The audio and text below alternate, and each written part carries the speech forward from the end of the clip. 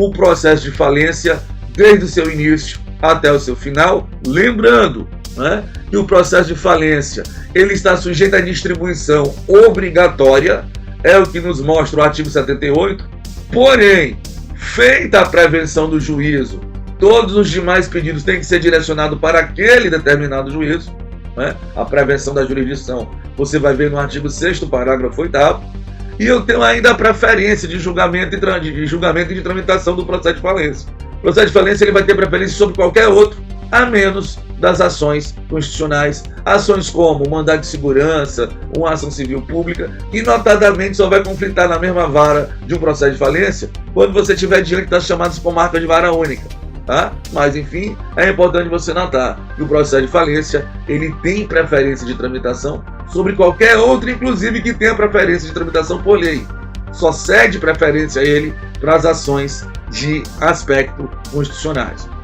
Dito isso, pessoal, é importante você notar que o processo de falência ele é dividido necessariamente em 3 fases. Tá? Necessariamente em 3 fases. A primeira fase é chamada pela doutrina de fase pré-falimentar, pré de pretérito, de passado, de anterior.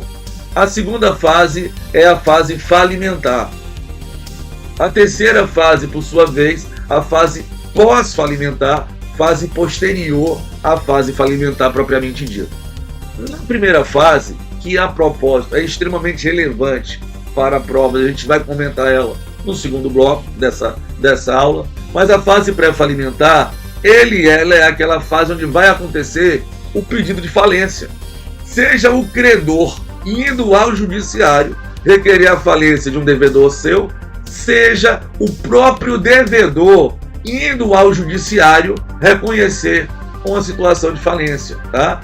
Importante notar, esse pedido de falência apresentado pelo devedor visando reconhecer a própria falência é conhecida como autofalência. Então, esse primeiro momento eu vou ter ali o quê? Uma espécie de contencioso de cognição sumária para que o juiz avalie se aquele caso é ou não uma situação de falência.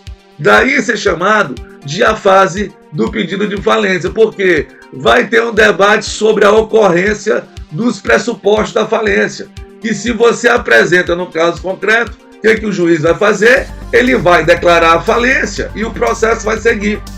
Trocando em miúdos, galera, o que a gente tem aqui? Se a gente tivesse ainda na época dos processos físicos, essa primeira fase do processo de falência, ela iria desde a petição inicial até a sentença declaratória de falência. Sentença declaratória de falência essa que vai o quê? Fechar a fase pré-falimentar e vai inaugurar a fase falimentar propriamente dita. A fase do concurso de credores, né? A fase onde, decretada a falência, eu tenho que saber quem é credor, eu tenho que olhar o patrimônio do falido e tentar fazer aqui um encontro de contas, né? A fase falimentar, ela é dividida, pessoal, atualmente, em 2 momentos distintos. A administração judicial de um lado, a liquidação judicial do outro.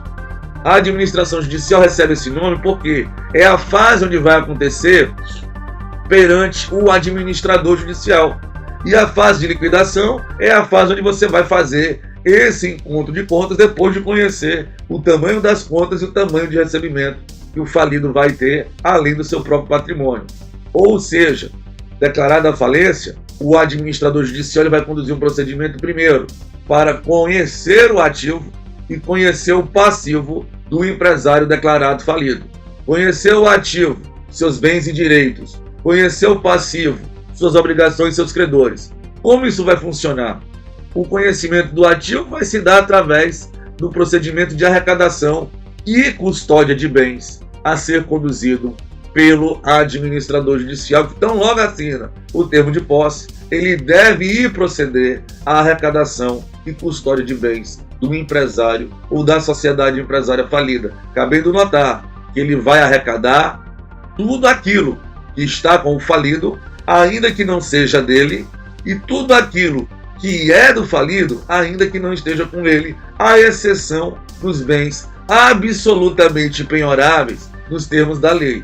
A ideia é arrecadar todo esse patrimônio para saber o que a gente vai ter para pagar os credores.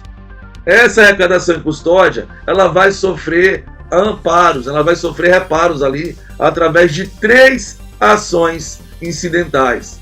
Quais são elas? Primeiro, a chamada ação revocatória.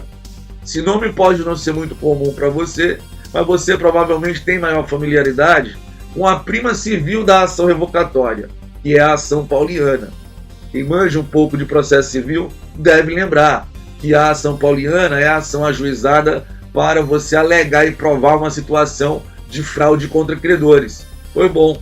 A revocatória é a ação, aspas aqui, pauliana falimentar. Se você está diante de um processo de falência, onde você precisa provar uma situação de fraude contra credores praticada pelo falido, você não vai falar em ação pauliana, a ação é outra, a ação é revocatória. Tem os mesmos efeitos da ação pauliana para o processo civil, mas aqui a gente chama de ação revocatória, uma ação que vai tramitar sob o rito do procedimento comum e que deve ser ajuizada no prazo decadencial de até 3 anos, contados aí da decretação da falência. Além da revocatória, eu tenho o quê? A ação de restituição. A ação de restituição ela vai ser usada, regra geral, para tutelar a propriedade de terceiro que venha a ser arrecadado num processo de falência. Você é proprietário de um bem, você tem um bem seu arrecadado num processo de falência, você não é o falido. Você quer resgatar esse patrimônio de volta. Você vai fazer isso como a ação de restituição. E tem a possibilidade também de você ajuizar a ação de restituição para você receber de volta mercadorias que você forneceu a crédito, né? Entreguei mercadorias. Dali a 15 dias da data da entrega, se alguém requerer a falência e se esse meu fornecido, já que eu sou fornecedor, ele for declarado falido, nesse caso, para evitar a falência em cascata, para evitar um mal maior, eu posso pleitear a restituição das mercadorias. E sobremaneira vai servir para isso. Você quer tutelar algo que é inerente ao seu patrimônio, que foi levado para o processo de falência, você não é o falido, você cai de volta. Tá? Tendo aí casos muito bem demarcados na lei, por isso é que vale a pena uma leitura, tanto no capítulo da ação revocatória, quanto no capítulo da ação de restituição ali, no período de véspera de prova, para você ver o detalhamento, notadamente, quando você estiver se preparando aí para carreiras jurídicas, em especial magistratura. Tá? Mas a ideia da restituição é essa, tutelar a propriedade alheia. Porém, terceira ação, como os casos de restituição são bem demarcados na lei, o que acontece? Se não couber restituição, você vai resolver o seu direito através dos embargos de terceiro, que também podem ser ajuizados perante um processo de falência, cabendo você notar que se lá no processo civil os embargos de terceiro podem ser utilizados para você tutelar a propriedade e a posse de terceiros em razão de alguma constrição patrimonial, aqui na falência você só tutela a posse, porque a propriedade é feita através da ação de restituição. Já o conhecimento do passivo vai ser feito através da verificação e habilitação de créditos, que vai culminar na elaboração do quadro geral de credores, ou simplesmente QGC, que é a peça onde você vai ver implementada a ordem legal de pagamento da falência. Quem está mais em cima é pago primeiro, quem está mais para baixo vai ser pago depois. A gente vai ter, inclusive, a última aula dedicada a essa questão dos créditos na falência, que é tema sempre muito forte para aparecer em prova. Cabendo você notar que para os tributos, hoje, a reforma promovida pela Lei 14.112, ela estabeleceu o quê? O procedimento de incidente de classificação do crédito público para que o tributo possa vir a ingressar no processo de falência, para nele ser pago. O tributo ele não tramita na falência, ele só entra no processo de falência para poder ser pago, tá? Através, de novo, do incidente de constituição, de classificação, do crédito público. Dito isso, a gente chega agora então aonde? Na fase da liquidação judicial. Conhecido o passivo, conhecido os credores, eu vou fazer o que aqui agora?